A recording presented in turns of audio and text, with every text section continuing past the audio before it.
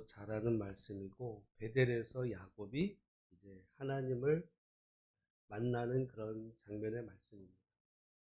저는 말씀을 준비하면서 이런 생각을 해보게 됐어요. 이삭에게는 에서가 있었고 야곱이 있었어요. 근데 에서와 야곱 중에 하나님은 지금 누구를 택하신 거예요? 야곱을 택하신 거예요. 그러면 야곱이 그 아버지로부터 그 이제 축복권을 받잖아요. 축복을 받잖아요. 그러면 야곱이 에서가 아니라 야곱이 축복을 받고 장자권을 차지한 것이 그 이유가 뭘까? 이유가 뭘까? 우리 이렇게 생각해 볼 수도 있어. 아, 그거 야곱이 형한테서 샀으니까. 팥죽 한 그릇으로 에서는 팔았고, 그리고 야곱은 팥죽 한 그릇으로 샀으니 야곱은 횡재한 거죠. 야곱이 장자의 복을 받은 것은 누구 때문이야? 응? 그 누구 때문이야? 자기 때문이라고도 우리 생각할 수 있어. 왜? 내가 샀지, 내가. 근데 참 성경은, 근데 그런 놀라운 복을, 응? 차지했는데, 그래서 형하고 원수지간이 됐는데, 뭐 주고서 샀어요? 얼마, 요즘 팥죽 한 건 얼마나 돼? 돈만 원도 안 되는 거 가지고, 그러니까 인생, 우리가 아마 성경에 제일 대박난 사람은, 어? 대박난 사람은 야곱 아니겠어? 그러면 사서 그게 된 거예요? 우리가 그래서 항상 인간의 선택과 하나님의 예정과 섭리, 이게 어떻게 보면 기독교 이 신학 안에서 약 2000년 동안의 이 갈등, 신학의 이 싸움이 있었어요. 우리 대한예수교 장로에는 그 인간의 선택보다 하나님의 예정과 섭리를 더 우선적으로 이제 여기는 것이, 근데 우리가 그런데 또 선택을 중요하게 여기면서 야곱이 샀잖아. 야곱이 샀잖아. 근데 한편 생각, 아니 야곱이 산 게 지금 팥죽 한 그릇으로 그 어마어마한 그거를 샀다고 했을 때, 그러면은 야곱이 그 아버지로부터 복을 받은 것은 자기의 공로죠. 내가 노력해서 얻은 거지. 라고 생각을 이제 하는 쪽으로 이걸 발전시키면은 좀 문제가 있죠. 우리가 암만 생각을 해봐도 야곱과 이 그 에서와의 관계 속에서 팥죽 사건이 그러면 없었으면 하나님의 축복이 에서에게로 갔을까? 그 사건이 없었으면, 야곱이 형한테서 팥죽을 사지 않았으면, 그 주고서 그걸 사지 않았으면, 그러면 하나님이 에서를 예정하시고 그걸 갈 거였던 거를 팥죽 한 그릇으로 내가 샀다라고 이야기한다는 게 그 우스운 얘기고요. 그래서 마치 우리의 구원을 인간이 뭐를 노력을 해가지고 내가 얻은 것 같이 생각을 하게 되는 것은, 그것은 잘못된 신앙으로 들어가는 길이고, 때로는 인간의 교만입니다. 그게 공로거든요. 내가 노력해서, 내가 믿어서, 내가 믿으면 내가 한 거예요. 내가 해서 얻은 구원이고 축복이다. 교만이죠. 그러나 야곱이 야곱 된 것은 그 팥죽 사건에서 보면 어떤 그런 계기는 있었지만, 결정적으로 그 야곱이 팥죽으로 그 장자권을 샀기 때문에 하나님은 어쩔 수 없이 에서를 버리고 야곱을 사랑하셨다라고 말하면, 그런 식으로 성경을 읽으면요, 그냥 성경을 안 읽는 게 나아. 안 읽는 게 나아. 그것이 아니고 그 야곱을 향한 하나님의 그 전적인 그 은혜와 사랑, 하나님의 사랑의 결과인데, 오늘 본문의 말씀에 그 야곱이 이제 하란으로 가는 길에서 누워 잠을 자는 가운데서 이제 하나님이 나타나시죠. 어떻게 보면 하나님은 야곱을 재우셨어요. 그리고 나타나셨어요. 그러면 그 사이에서 하나님이 야곱에게 나타난 그 이유를 아무것도 설명할 수가 없어요. 야곱이 뭐를 기도를 하는 중에 나타났다. 그러면은 하나님이 야곱에게 나타나셔서 그 하게 된 게 야곱이 기도했으니까. 우리가 때로는 신앙생활에서 우리가 그 오해하지 말아야 되는 것은, 우리가 뭘 하다 보면 어떤 그 은혜를 받거나 좋은 일이 있으면은 어떻게 생각을 하냐면, 그래도 내가 뭘 했잖아. 내가 헌금을 했다든지, 내가 새벽 제단을 쌓았더니 하나님이 나에게 복을 주셨어. 내가 뭘 했기 때문에 그 얘기를 하는 거는요, 그 마치 내가 팥죽 한 그릇을 내가 샀기 때문에 하나님이 나에게 복을 주신 거야. 그거랑 말하는 거나 다를 바가 없어요. 여러분, 제가 우리 빌립보서에 보면 그 은혜, 이 카리스라는 말이 우리나라 말로 쉽게 하면 뭐라 그랬어요? 선물이라 했죠. 선물. 선물은 그냥 그 공짜의 의자. 왜 여러분, 선물이 공짜가 어디 있어요? 여러분, 받는 사람은 그게 공짜같이 여기지만 주는 입장에서는 절대 공짜가 없어요. 무슨 선물이 왜 공짜야? 많은 사람들 그래서 은혜는 공짜다. 웃기는 얘기예요. 그건 자기가 받을 때 그 얘기지, 주는 사람 입장에서 보면 모든 선물에는 나름 그냥 쓰던 것도 말이죠. 어디 가서 요즘 당근마켓에 팔려면 100원이라도 받을 거를 준 거야. 예를 들어 그렇게 따지면 선물은, 은혜는 공짜가 아니에요. 은혜란 자격 없는 자에게 베푸시는 하나님의 정말 놀랍고 크신 호의. 그런 관점에서 보면 그 야곱이 받을 자격이 있나? 만약에 야곱이 나는 받을 자격이 있어. 왜? 나는 팥죽 한 그릇으로 내가 샀으니까. 그건 은혜가 아니에요. 왜? 자기는 자격이 있다고 얘기하니까. 내가 복 받을 자격이 있고, 내가 구원받을 자격이 있고, 나는 자격이 있어. 그건 그 사람은 은혜가 아니야. 그건 이미 그 인생의 중심의 자리에 자기가 앉아있는 교만이거든요. 오늘 이 야곱도 마찬가지. 야곱이 야곱 될 수 있었고, 또한 오늘 우리가 하나님의 자녀 될 수 있었던 거는 어떤 그 물론 우리들의 인생 가운데 무슨 팥죽 한 그릇을 내가 산 것 같은 일을 하긴 했었겠죠. 그러나 그거는 팥죽 한 그릇에 불과할 뿐, 하나님의 그 은혜의 선물과는 도저히 비교할 수 없는 그런 놀라운 은혜, 하나님의 정말 받을 자격 없는 우리에게 베푸시는 하나님의 호의로 말미암아 우리 될 수 있었고, 오늘 야곱이 야곱 될 수 있었다. 그런 의미에서 오늘 하루를 여러분 지내시는 가운데 정말 야곱에게 함께 하셨던 하나님이 오늘 나의 하나님이 되시고, 받을 자격이 없는 그 야곱에게 정말 놀랍게 함께 하신 하나님께서 동일하게 우리도 정말 받을 자격이 없지만 하나님이 우리와 함께 하셔서 정말 이 험악한 세상 우리가 늘 하나님의 백성으로 승리하는 삶을 살게 해달라고 기도하고 승리하시는 우리 모두가 되시기를 주의 이름으로 축원합니다. 그러면 야곱에게 하나님이 주신 그 복이 뭘까? 복이 뭘까? 지금 이제 10절부터 나오는 가운데 나는 13절에 보면 나는 여호와니 너의 조부 아브라함의 하나님이요 이삭의 하나님이라. 그리고는 15절 내가 너와 함께 있어 어디로 가든지 너를 지키며 너를 이끌어 이 땅으로 돌아오게 할지라. 내가 네게 허락한 것을 다 이루기까지 너를 떠나지 아니하리라. 하나님의 어떻게 보면 야곱에게 주시는 복은 가령 여기 보면 네 자손이 땅의 티끌과 같이 되어 네가 동쪽과 그 서쪽과 북쪽과 남쪽으로 퍼져나갈 것이며 땅의 모든 족속이 너와 네 자손으로 말미암아 복을 받으리라. 우리는 야곱이 받은 복이 그거라고 생각을 하는데요. 그러니까 이건 마치 고대 시대에는 많은 자손을 가진 것을 이 축복이라고 여겼죠.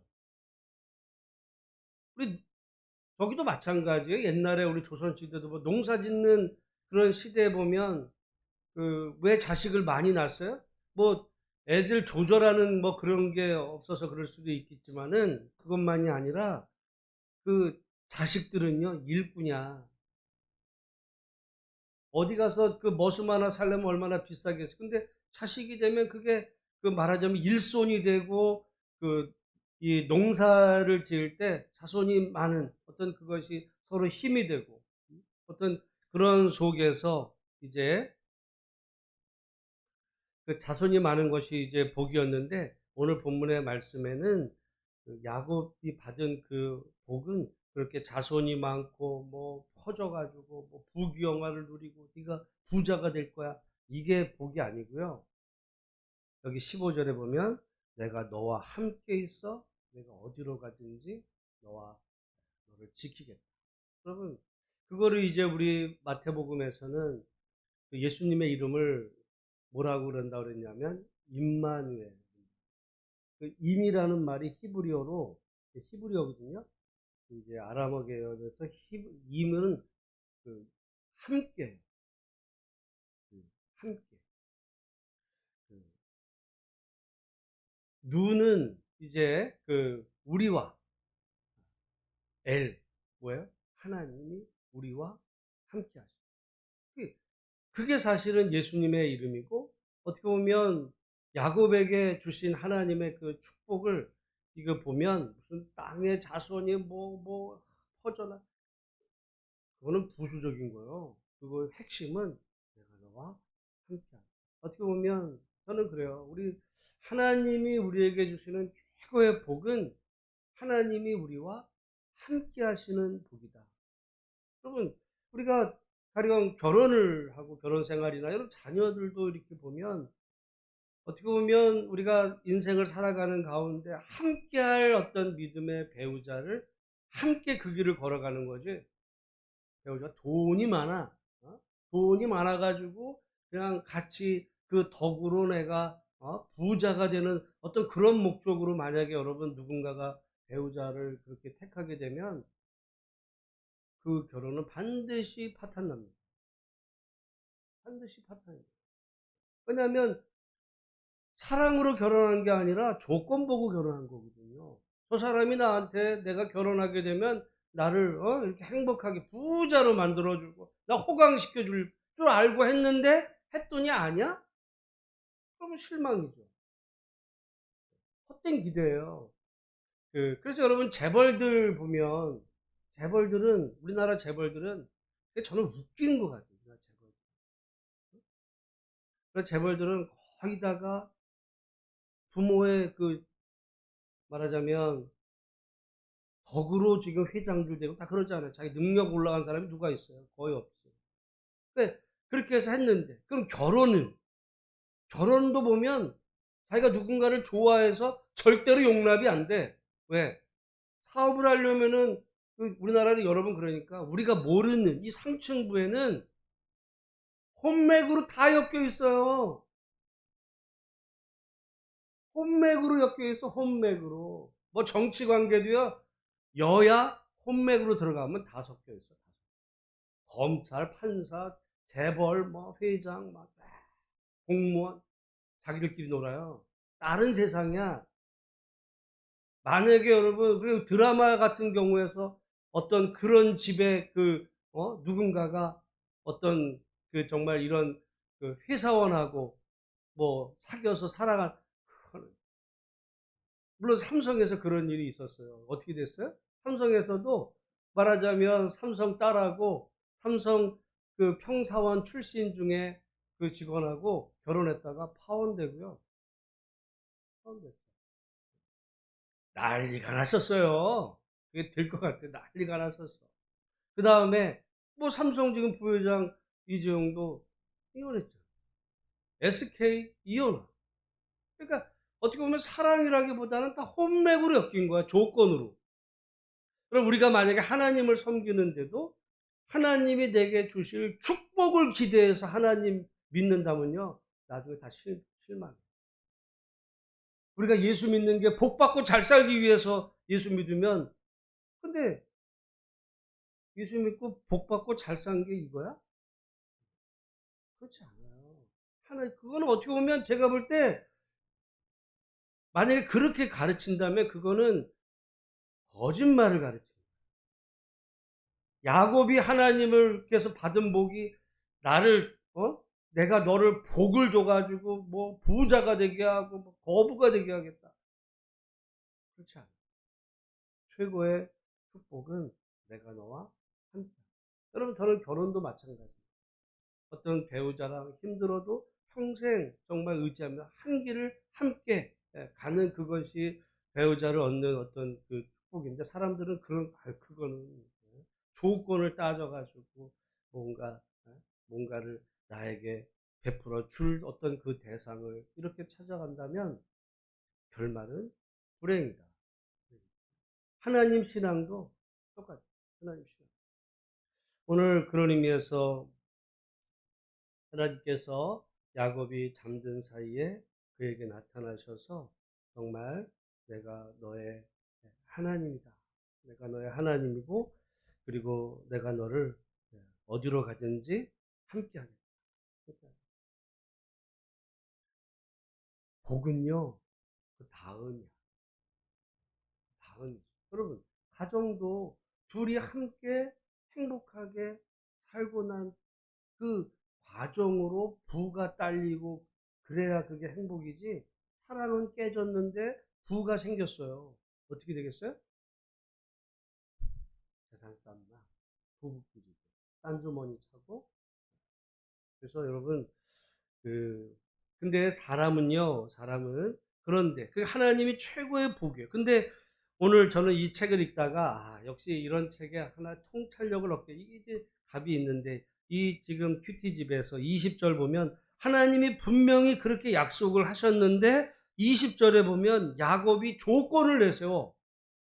그리고는 서원에서 하나님이 나와 함께 하셔서 나를 지키시고 먹을 떡과 입을 옷을 주시고 내가 나중에 평안하게 돌아오게 하시면 하나님께서 내게 주신 모든 것에서 10분의 1을 내가 하나님께 반드시 드리겠나요? 아니 하나님 분명히 약속을 하셨잖아. 근데요 우리는 그러니까 하나님이 그렇게 말씀하셨다면은 아멘 하면 되는데 어때요? 못 믿어. 안 믿겨. 그러니까 참 야곱은 우리 같아요. 그러니까 그래가지고 하나님 그렇게 말씀하셨는데 반드시 그거를 지키시면 내가 이렇게 하겠습니다. 아니 말했잖아. 근데 안 믿기는 거야. 아니 지키시면 지키시면 근데 여러분 이거 되게 웃겨요. 하나님께서 내게 주신 모든 것에서 10분의 1을 내가 반드시 아니 그러면 하나님이 주신 건 뭐예요? 예를 들어 하나님이 100을 주셨는데 그 100에서 그 10분의 1을 하나님께 드리. 그러면 그 90%는 누구 거야? 사실은. 네? 90%는 누구 거야? 그것도 사실 하나님 거야. 왜냐면 하나님께서 주신 모든 것에서 모든 것을 하나님이 주셨는데 그러니까 10분의 1은 그것도 사실은 우리는 그럴 때마다 아깝죠. 왜? 이게 10분의 1이 누구 거예요? 하나님이 일단 내게 주면 그때부터는 이게 내게 되는 거예요. 근데 그 내 거에서 10분의 1을 하나님께 드리는 거는 이제 아까운 거죠. 그러면 이게 부모 자녀 관계랑 마찬가지예요. 부모는 자녀에게 아낌없이 줘. 근데 자식의 입장에서 그 중에 얼마를 부모에게 드리는 거는 자식은 아까워. 그런 마음이 여러분 드는 게 어떻게 보면 인지상정이듯이 하나님과의 관계도 마찬가지인 것 같습니다. 우리가 그러니까 인색한 거죠. 그리고서는 사실은 이 모든 것도 다 내 거인 것처럼 우리가 착각하며 살 때가 많은데 여러분 오늘 우리들의 모습 그러니까 사실은 야곱은요 그 조건으로 보면 팥죽 한 그릇을 사서 그가 그 장자의 복을 받은 것도 아니고 또 그가 인격적으로 훌륭해서 그런 사람이 된 게 아니라 그는 받을 자격 없는 자에게 하나님이 주신 은혜의 선물. 하나님이 내가 큰 복을 약속을 하셨는데 못 믿어. 그러니까 주시면 하나님이 실제로 그렇게 하시면 내가 그 중에서 10분의 1을 드리겠습니다. 아니, 내가 너에게 100을 줬는데, 10분의 1을 주냐? 그 이기적인 인간의 마음. 그러니까 여러분, 사실 우리가 어떤, 뭐 여기서도 이제 무슨 11조 얘기가 된다면, 11조 우리가 되면, 그 되게 많이 하나님 앞에 정말 드리는 것 같은데, 사실은 그 마음 속에는 모든 게, 모든 것이 다 하나님의 것이라는 그 안에서 10분의 1은 최소한이에요. 최소한. 그래서 사실은 많은 사람들이 이제 시간이 좀 되는데, 신약에 가면 11조에 대한 강조가 많이 안 나와. 그래서 이거에 대한 논쟁이 많아요. 예수님이 언제 10분의 11조를 강조했냐. 뭐 이런 얘기 나오기도 해요. 그 비판하는 이런 얘기, 예수님은 11조를 드려라고 그렇게 얘기하시지 않아, 산상수훈에서. 그렇지만은 예수님은 그 우리가 예수님을 본받아야 될 때 예수님은 모든 것을 드리시거든요. 모든 것. 그래서 우리가 그 가난한 여인이 그 헌금궤에다가 예를 들어 바리새인이나 이런 사람은 10분의 1을 드렸을 거야. 근데 가난한 여인은 두 렙돈밖에 못 드렸지만 그 두 렙돈이 뭐예요? 자신의 전부였어. 그러면 신약에 가면 11조가 아니야. 오히려 전부예요. 전부야. 전부거든요, 사실은. 하나님이 봐줘서 11조지. 근데 우리는 이제 아까운 마음이 들어서 또 살아야 되고 이런 것 때문에 이제 그런 건데, 마음은 전부다. 그러니까 우리가 주를 위해서 생명도 드리잖아요. 생명도 드리겠습니다. 그러고서 물질은 10분의 1이 최선이에요. 최고라고 생각하면, 그래서 우리가 항상 하나님 주신 내가 누리는, 지금 부족하다 할지라도 내가 누리는 모든 것은 다 하나님의 주신 은혜의 선물입니다. 이거를 받을 자격 없는 자에게 주신 은혜의 선물.